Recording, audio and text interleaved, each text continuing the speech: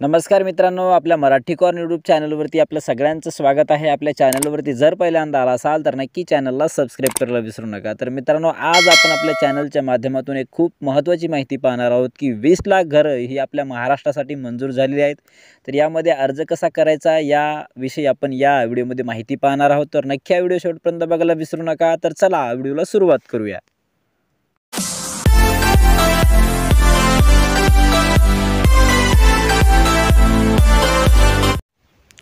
तर मित्रांनो, प्रधानमंत्री आवास योजना ग्रामीण अंतर्गत आपल्या राज्यासाठी, आपल्या महाराष्ट्र राज्यासाठी 20 लाख घरकुल ही मंजूर करण्यात आलेली आहे। आणि या अंतर्गत जर आपल्याला या घरकुल योजनेचा लाभ घ्यायचा असेल तर कुठे अर्ज करायचा आहे, कोणकोणती कागदपत्रे लागणार आहेत किंवा किती अनुदान मिळेल याबद्दलची माहिती आपण या व्हिडिओमध्ये पाहत आहोत। तर मित्रांनो, प्रति लाभार्थी दिले जाणारे अनुदान हे ग्रामीण भागासाठी 1,20,000 रुपये असेल व डोंगरी भागात 1,30,000 रुपये या घरकुलासाठी दिले जाणार आहे। त्यानंतर सदर लाभार्थी आणि निवडीचा अधिकार हा ग्रामसभेत देण्यात आलेला असेल। म्हणजे ग्रामपंचायत अंतर्गत जी काही ग्रामपंचायत अंतर्गत ग्रामसभा नेमण्यात आलेली असते त्या अंतर्गत पात्र लाभार्थींना घरकुलाचा लाभ दिला जाईल।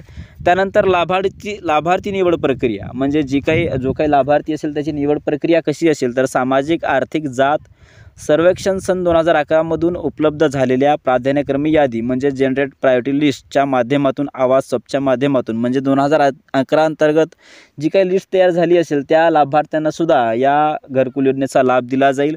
त्यानंतर प्राधान्यक्रमी यादी बेघर 1 खोली किंवा लाभार्थी 2 खोली लाभार्थी याप्रमाणे निश्चित केलेली असेल व किंवा प्राधान्यक्रमक यादीमधील व्यक्तीची ग्रामसभेद्वारे निवड करतेवेळी खालील निकषावरील गुणकानुसार प्राधान्यक्रम हे देण्यात यावे। तर प्राधान्य क्रमांक कोणकोणते आहे, तर 16 ते 59 वयोगटातील प्रौढ व्यक्ती नसलेले कुटुंब, महिला कुटुंब प्रमुख व 16 ते 59 वयोगटातील प्रौढ व्यक्ती नसलेले कुटुंब, 25 वर्षावरील अशिक्षित निरक्षर व्यक्ती असलेले कुटुंब किंवा अपंग व्यक्ती कुटुंब ज्यात शारीरिकदृष्ट्या सक्षम प्रौढ व्यक्ती नाही किंवा भूमिहीन कुटुंब ज्याची उत्पन्न स्त्रोत मोलमजुरी आहे, अशा सदरील गुणकाचे आधारे ग्रामसभा यादी तयार करतील व अशा प्रकारे गुणाच्या उतरत्या मांडणीने प्राधान्यक्रम यादी ही तयार करण्यात येईल।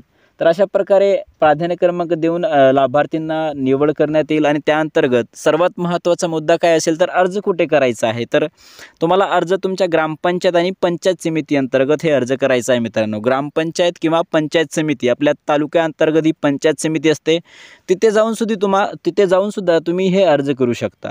आणि या अंतर्गत जी काही आवश्यक कागदपत्रे आपल्याला लागणार आहेत आपण ती सुद्धा पाहणार आहोत। तर मित्रांनो, जी काही आवश्यक कागदपत्रे आहेत म्हणजे 7/12 उतारा, मालमत्ता नोंदपत्र, ग्रामपंचायत प्रमाणपत्र, जातीचे प्रमाणपत्र, आधार कार्ड, रेशन कार्ड, निवडणूक ओळखपत्र किंवा विद्युत बिल याच्यामधून कोणतंही एक डॉक्युमेंट तुम्हाला द्यायचं आहे। त्याच्यानंतर मनरेगा जॉब कार्ड असेल तर जॉब कार्ड लागेल आणि बँक पासबुक छायांकित प्रत म्हणजे आपल्या बँकेचे एक झेरॉक्स, बँकेच्या पहिल्या पेजचं झेरॉक्स हे लागणार आहे। तर अशा प्रकारचे डॉक्युमेंट घेऊन तुम्ही आपल्या ग्रामपंचायत अंतर्गत अर्ज करू शकता। आणि याच अंतर्गत जी काही घरकुल योजना आहे या घरकुल योजनेअंतर्गत तुम्ही लाभ घेऊ शकता। 2025 अंतर्गत चांगल्या पद्धतीने हे आपल्या घरकुल योजनेसाठी लाभ तुम्ही घेऊ शकता। महाराष्ट्रासाठी एक खूप मोठी जी काही योजना आहे ती प्रधानमंत्री घरकुल योजना आहे आणि याच अंतर्गत 20 लाख घरकुल ही मंजूर करण्यात आलेली आहे। तर मित्रांनो, नक्की याचा लाभ घ्या आणि आपला जर हा व्हिडिओ आवडला असेल तर नक्की नातेवाईकांना मित्रांना शेअर करायला विसरू नका। धन्यवाद। जय हिंद, जय महाराष्ट्र।